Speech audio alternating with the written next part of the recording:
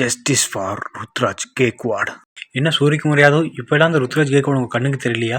அவர் எப்போ நல்லா ஆடினாலுமே அவருக்கா ஒரு போஸ்ட் போடுவீங்களே, இப்போல்லாம் அந்த ருத்ராஜ் கேக்வாட் உங்கள் கண்ணுக்கு தெரியாமல் போயிட்டாரா?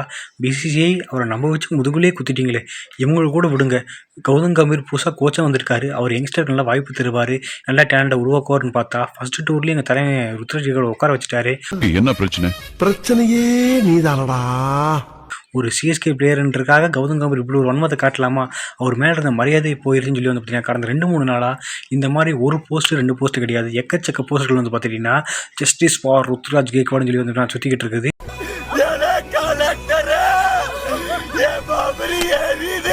இப்போ என்ன விஷயம்னா, இந்தியன் கிரிக்கெட் டீம் இந்த ஜிம்பாப்வே டூரை முடிச்சுட்டு அடுத்து வந்து பார்த்தீங்கன்னா ஸ்ரீலங்காவுக்கு டூர் போக போகிறாங்க.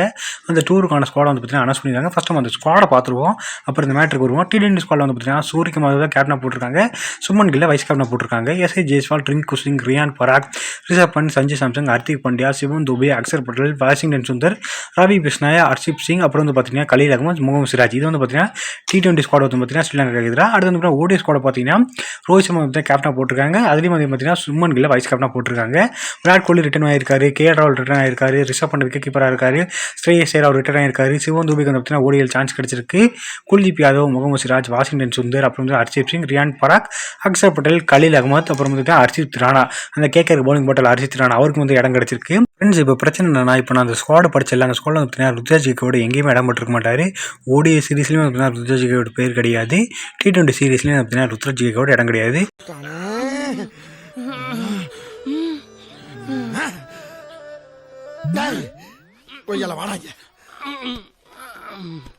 ஏண்டா டேய், எனக்குன்னே வருவீங்களாடா?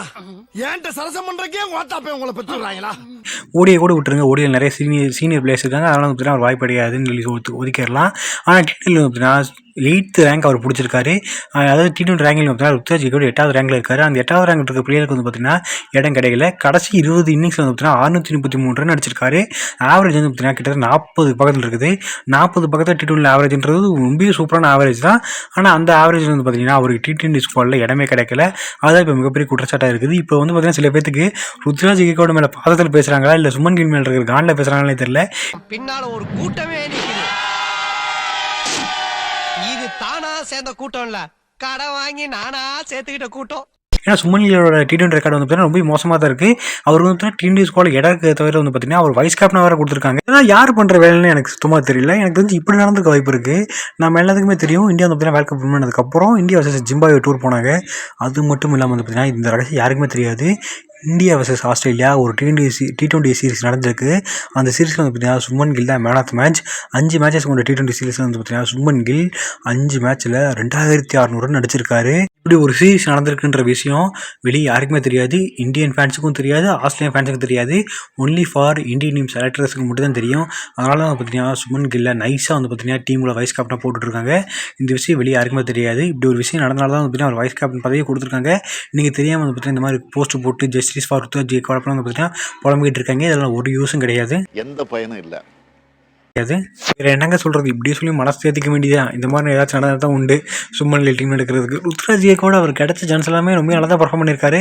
அப்படி இருந்தும் ஏன் அவருக்கு தொடர்ந்து வாய்ப்பு தர மாட்டாங்கன்றது ஒரு புதிதாக தான் இருக்குது. நம்ம இந்தியன் டீம் செலக்டர்ஸ்க்கு தான் அது கேட்கணும். எனக்கு தெரிஞ்சு வந்து பார்த்தீங்கன்னா அதுக்கடுத்து இந்த பங்களாதேஷ் டூர் வராங்க, நியூசிலாந்து டூர் வராங்க, அதில் தான் வந்து பார்த்தீங்கன்னா டெஸ்ட் மேட்ச் தான் இருக்குது. ODI T20க்கே ருத்ராஜ் வாய்ப்பு தரல, டெஸ்ட்டில் வாய்ப்பு தருவாங்களான்றது ஒரு பெரிய கேள்விக்குறியாக தான் இருக்குது. ருத்ராஜ் கேக்வாட் மட்டும் இப்போ பாவம் கிடையாதுங்க. சாய் சுதர்சன் நடந்து முடிஞ்ச இந்த சவுத் ஆப்பிரிக்கா சீரிஸில் 3 ODI மேட்ச் ஆடினாங்க. 3 மேட்ச் வந்து 2 மேட்ச் தொடர்ந்து 50 அடிச்சார். அதாவது அவரோட டெபு சீரிஸில் பார்த்தீங்கன்னா 3 மேட்ச் 2 தொடர்ந்து 50 அடிச்சிருக்காரு. அவரையும் ட்ராப் பண்ணாங்கன்னு தெரியல. அபிஷேக் சர்மா போன மேட்ச் செஞ்சுரி அடிச்சிருக்காரு போன சீரிஸ் இந்த ஜிம்பாப்வேக்கு எதிராக, அவரையும் ட்ராப் பண்ணாங்கன்னு தெரியல. ஏகப்பட்ட கேள்விகள் பார்த்தீங்கன்னா இந்த செலெக்ஷன் இருக்குது. மேபி பார்த்தீங்கன்னா இது ஒரு ட்ரையலுக்காக இந்த T20 வேர்ல்ட் கப்பில் ஆடிட்டு வந்து பார்த்தீங்கன்னா பழைய பிளேயர்ஸ்லாம் வந்திருக்காங்க, அவங்களுக்கு ஒரு சான்ஸ் தந்து பார்ப்போன்றக்காக வந்து பார்த்தீங்கன்னா இந்த யங்ஸ்டர் ட்ராப் பண்ணியிருக்காங்கன்னு நினைக்கிறேன்.